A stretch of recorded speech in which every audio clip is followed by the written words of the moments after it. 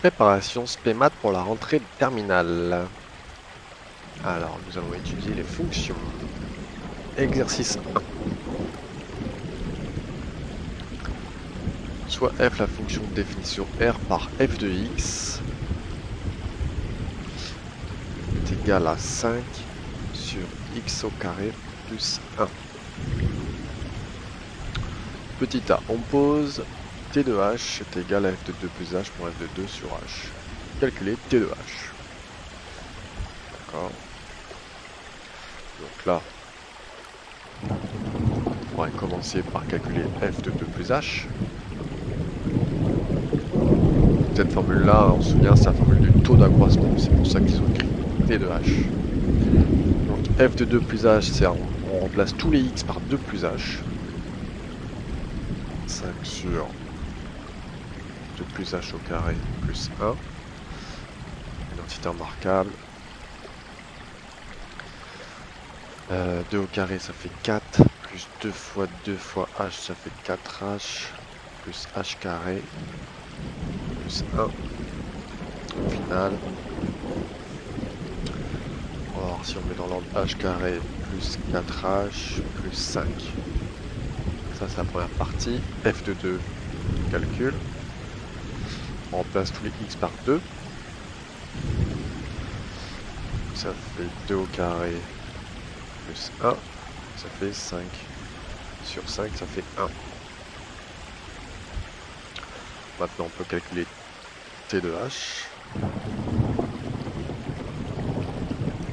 vais le mettre directement, ce que j'ai trouvé ici.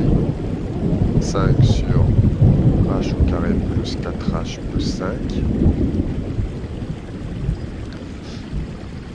Moins 1 sur h. Là, le but du jeu, c'est de supprimer cette division par h. Et sur le même dénominateur, ça fait 5 sur h au carré plus 4h plus 5, moins h au carré plus 4h plus 5. Quand c'est 1, il suffit d'écrire 2 fois le dénominateur. Divisé par 5. J'ai le même dénominateur. J'écris une seule. Là, j'ai la grande fraction avec h. Là, j'ai la barre des fractions. H carré plus 4h plus 5. Et du coup, 5, attention, moins h au carré. Moins 4h. Moins 5. Je peux supprimer les 5. Si on voit qu'on peut supprimer les termes sans h, c'est bon signe. J'ai une double fraction. Moins h au carré moins 4h sur h au carré plus 4h plus 5. Première fraction. Fois l'inverse de h. L'inverse de h, c'est 1 sur h. Ok.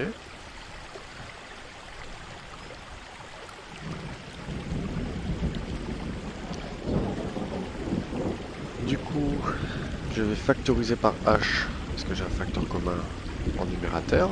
H facteur de moins h moins 4 sur ce h là, je vais le mettre ici, facteur de h au carré plus 4h plus 5. Donc j'ai factorisé le haut pour pouvoir supprimer un h. On va. Hop, hop. Du coup, t de h est égal à moins h moins 4 sur h carré plus 4h plus 5.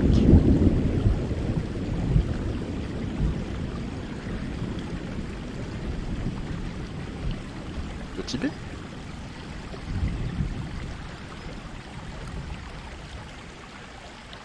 On déduire que ah, il manque un mot. On déduire que f est dérivable en 2. Donc, si f est dérivable en 2, c'est-à-dire que la limite de t de h, limite quand h tend vers 0 de t de h, est égale à un nombre. Donc, est égal à limite, je réécris à la place taux unité de h que j'ai trouvé. Donc là, ça fait une grosse formule, mais il faut pas avoir peur de ça. Il suffit de remplacer les h par 0. Donc moins 4, il me reste 0 plus 0 plus 5, ça fait moins 4 sur 5. Je suis bien arrivé à un nombre, donc ça montre bien que f est dérivable en 2. Parce que ce nombre-là qu'on obtient, c'est le nombre dérivé f' de 2. On se souvient que f', ça veut dire coefficient directeur de la tangente, passant par le point 2 de la courbe f.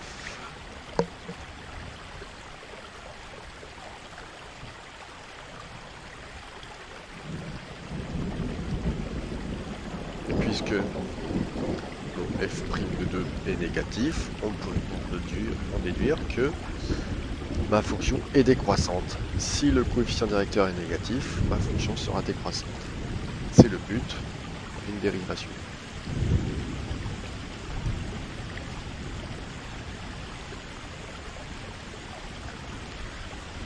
Petit c. Donner l'équation de la tangente.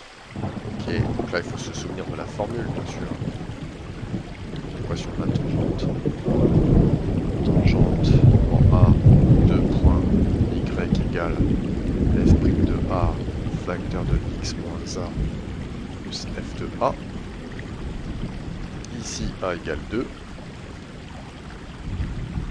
Donc on va avoir tangente en 2 y égale f' de 2 facteur de x moins 2 plus f de 2. Y égale f place de f' de 2. Je connais sa valeur, c'est moins 4 cinquièmes. Facteur de x moins 2 plus f de 2. F de 2, je l'avais calculé. Ici, j'avais trouvé 1 plus 1. Donc y développe moins 4 cinquièmes de x. Moins fois moins plus, 8, 4 fois 2, 8, cinquième, plus 1. Y égale moins 4 cinquièmes de x. 1, je mets sur le dénominateur, c'est 5 sur 5. 8 et 5, 13. Cinquième. Voilà l'équation de la tangente.